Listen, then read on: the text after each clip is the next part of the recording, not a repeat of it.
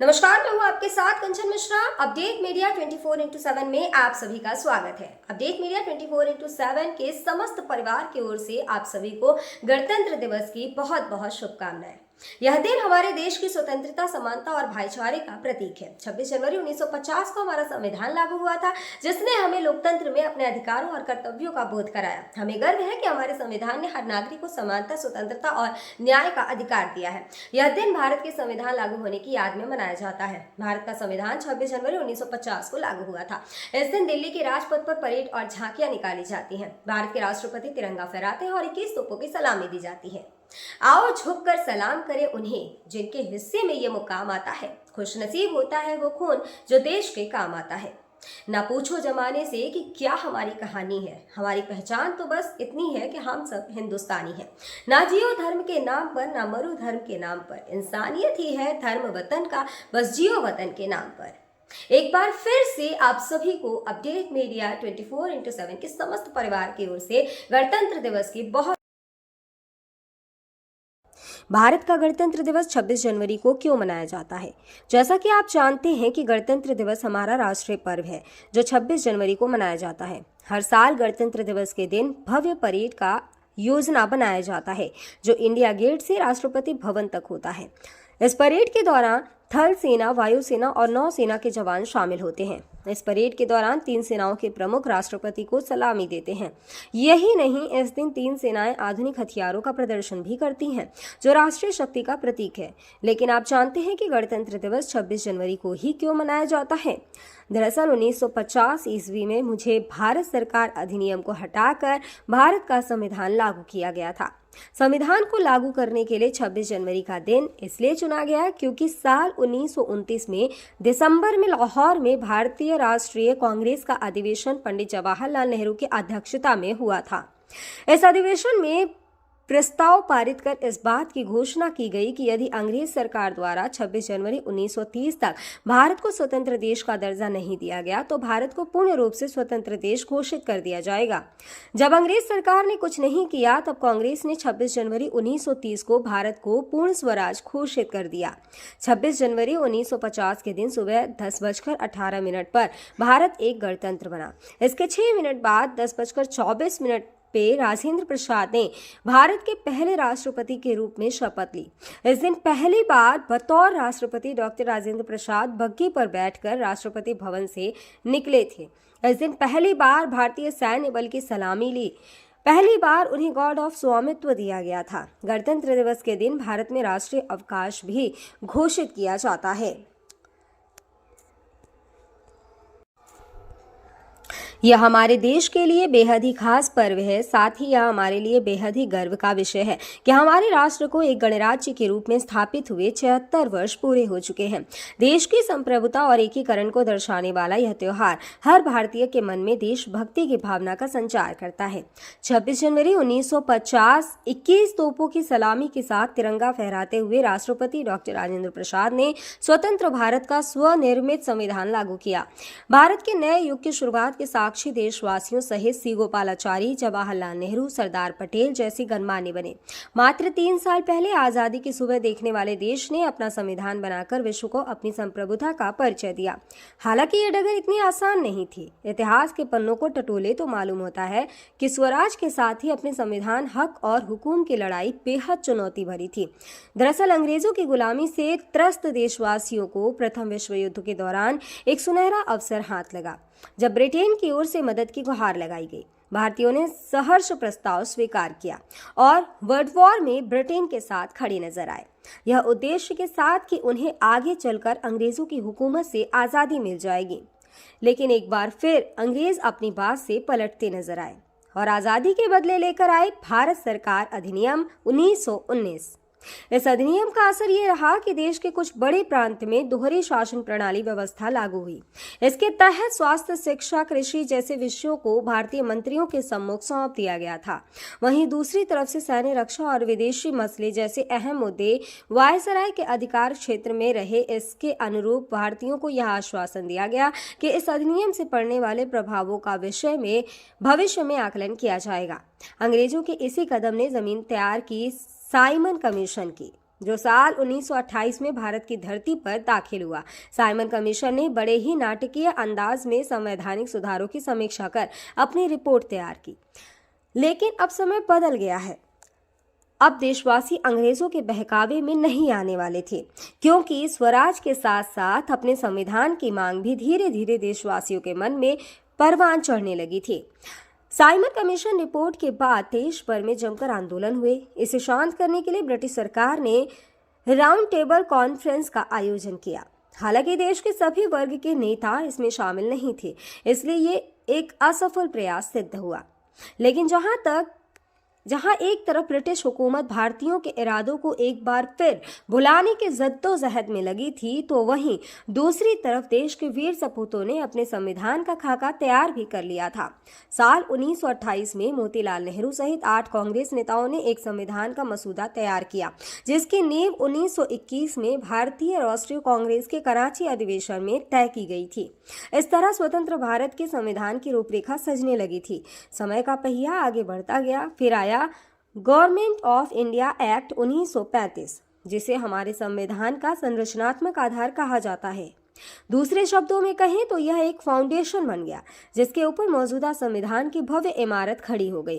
Act 1935 Bharat के लिए आज़ादी की सुगबुगाहट के साथ आया, लेकिन आज़ादी की आहट के साथ मुस्लिम लीग और कांग्रेस के बीच मतभेदों की खाई गहरी होती जा रही थी।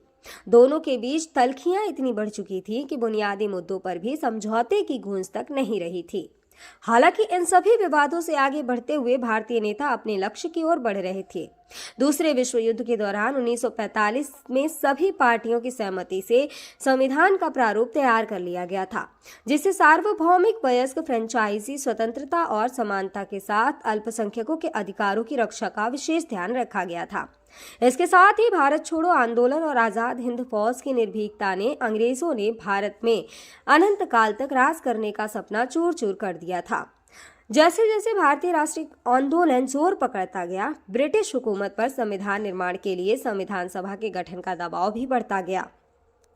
इस गहमा गहमी के बीच आखिरकार 9 दिसंबर 1946 में नई दिल्ली के संवैधानिक हॉल में संविधान सभा की पहली बैठक हुई, जिसमें महात्मा गांधी को छोड़कर उस वक्त के राष्ट्रीय आंदोलन से जुड़ी करीब हर बड़ी शख्सियत शामिल थी, जिसका मुस्लिम लीग ने भारत को 2 हिस्सों में बांटे नए मुल्क पाकिस्तान की मांग को लेकर बैठक का बहिष्कार किया। लिहाजा पहली बैठक में कुल 207 सदस्यों ने हिस्सा लिया, जहां सभा के सबसे वरिष्ठ सदस्य डॉक्टर सच्चिदानंद सिन्हा को सभा का अस्थायी सदस्य चुना गया।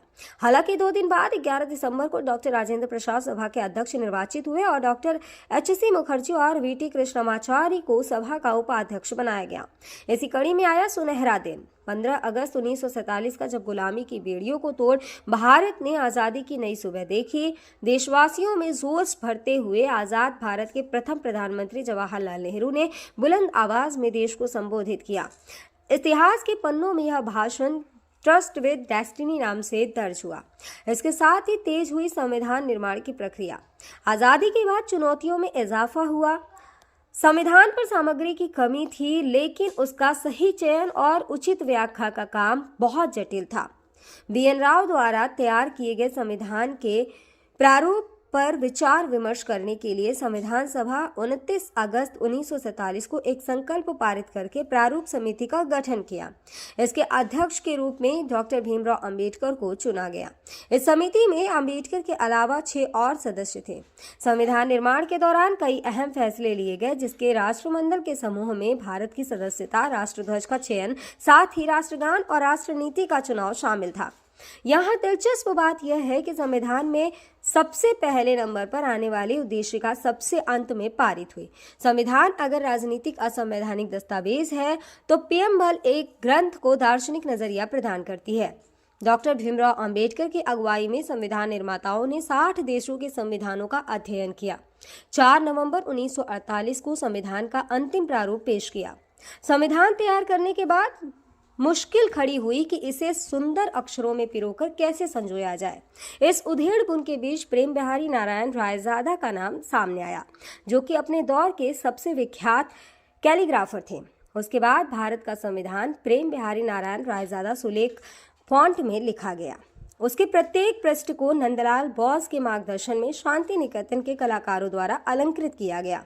इस तरह कुल 2 साल 11 महीने और 18 दिनों में विश्व के सबसे बड़े लोकतंत्र का स्वनिर्मित संविधान बनकर तैयार हुआ।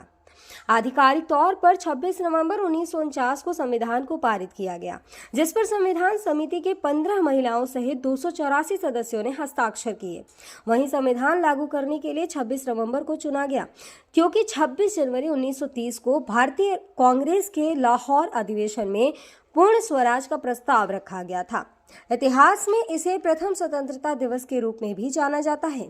यही कारण है संविधान लागू करने के लिए भारत के प्रथम स्वतंत्रता दिवस यानी 26 जनवरी को चुना गया।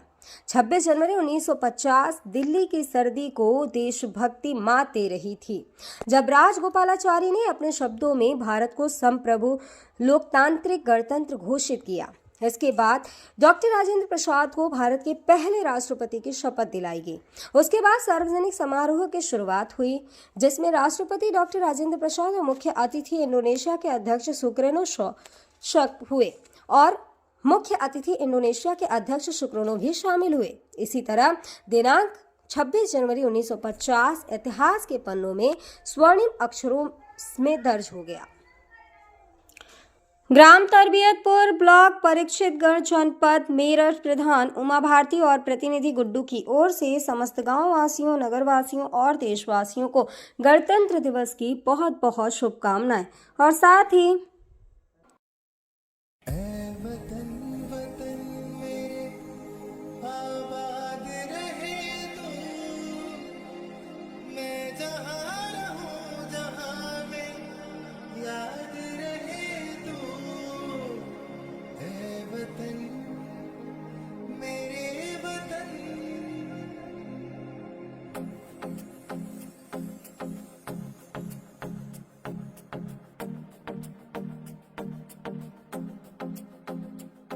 मेरा रंग दे,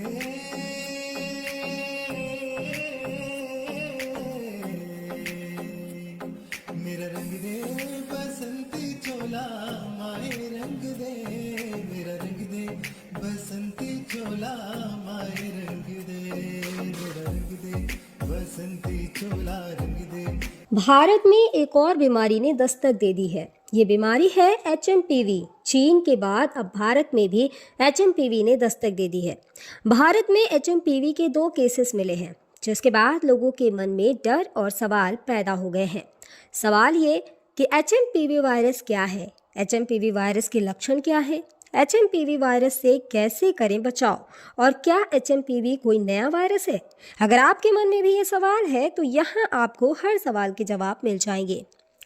चीन में ह्यूमन मेटान्यूमो वायरस की वजह से वायरल बुखार श्वसन संक्रमण के बड़े मामले सामने आ रहे हैं। कर्नाटक में 2 मामले सामने आए हैं, जिनमें बेंगलुरु में भी 8 महीने की बच्ची में इस वायरस के संक्रमण का मामला सामने आया है। अब सवाल ये है कि आखिर HMPV क्या है। HMPV यानी ह्यूमन मेटान्यूमो वायरस एक श्वसन वायरस है जो फ्लू जैसे लक्षण पैदा करता है। अब निचले और ऊपरी श्वसन संक्रमण जैसे सर्दी का कारण बनता है। यह एक मौसमी बीमारी है जो आमतौर पर सर्दियों और शुरुआती वसंत में होती है, जो RSV यानी रेस्पिरेटरी सिंसिटियल वायरस और फ्लू के समान होते हैं। इससे बचाव के लिए HMPV आमतौर पर बच्चों में ही डिटेक्ट होता है। सभी फ्लू सैंपल में से 0.7 फेज में HMPV होते हैं। इसके लक्षण है कि HMPV वायरस को ह्यूमन मेटान्यूमो वायरस या ह्यूमो वायरस कहते हैं, जिसके लक्षण काफ़ी हद तक सामान्य सर्दी जुकाम के समान होते हैं। सामान्य मामलों में यह खांसी या गले में घरघराहट, नाक बहने या गले में खराश का कारण बनता है। छोटे बच्चों या बुजुर्गों में HMPV का संक्रमण गंभीर हो सकता है। कमज़ोर ह्यूमन सिस्टम वाले लोगों में भी ये वायरस गंभीर बीमारी का कारण बन सकता है। कहा जा रहा है कि इस वायरस से संक्रमित मरीजों में सांस लेने में दिक्कत और फ्लू जैसे लक्षण दिखाई दे रहे हैं। इसके इलाज के लिए ज़रूरी है कि इसमें सबसे ज़रूरी होता है कि अगर आपको HMPV के होने का संदेह होता है या इस तरह के कोई लक्षण आपको नज़र आते हैं तो बिना डॉक्टर के सलाह के कोई भी एंटीवायरल दवाओं का इस्तेमाल ना करें। सांस की बीमारी से जुड़े एक्सपर्ट ने लोगों को मानव मेटान्यूमो वायरस से लड़ने के लिए एंटीवायरल दवाओं का आंख बंद कर उपयोग न करने की सलाह दी है। ऐसे में सावधानी बरतें और बिना डॉक्टर के सलाह के कोई भी दवा न लें। फिलहाल इसका कोई टीका अब तक नहीं है। इसके लक्षण जैसा हम पहले ही बता चुके हैं कि सर्दी जुकाम होते हैं। 2023 में England, Britain, Finland, Australia, Canada, America और चीन में HMPV का पता चला था।